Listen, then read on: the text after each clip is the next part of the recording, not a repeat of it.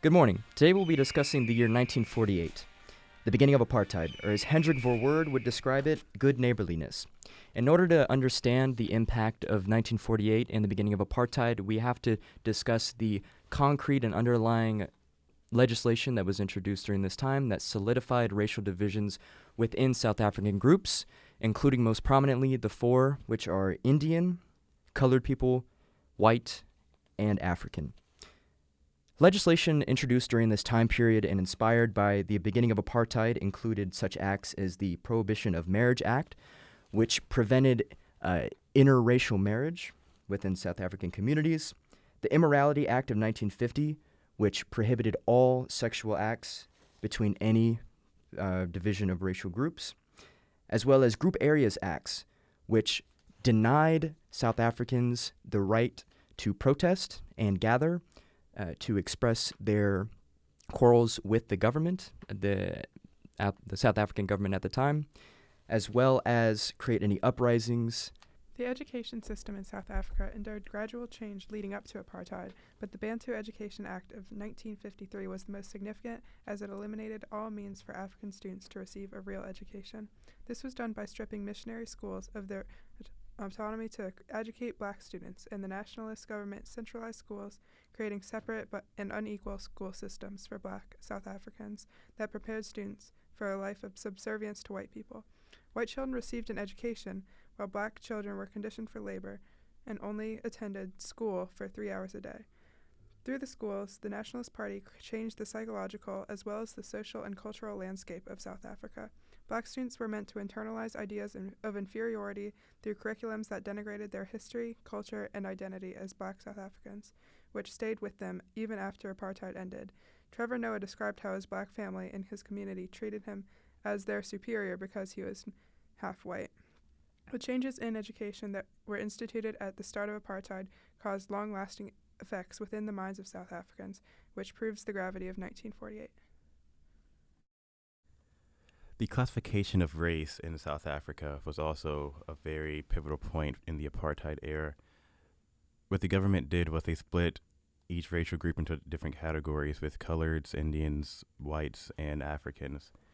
And it created a natural prejudice, and from the article I pulled from, a very distinct quote was, "It is naturally difficult for an illiterate and non-European to prove that he is not a native." It was prejudice like this which pushed barriers between each racial group and caused infighting even amongst the racial groups. And one of the things that the government, a loophole in the apartheid government, was the fact that over time, if someone were to become of lighter skin tone and become more economically and socially mobile, they would be able to actually change their race. So, for example, if a colored person was light enough and came from a good enough background, and was well educated and financially stable, they could change their classification to white to be treated better in society.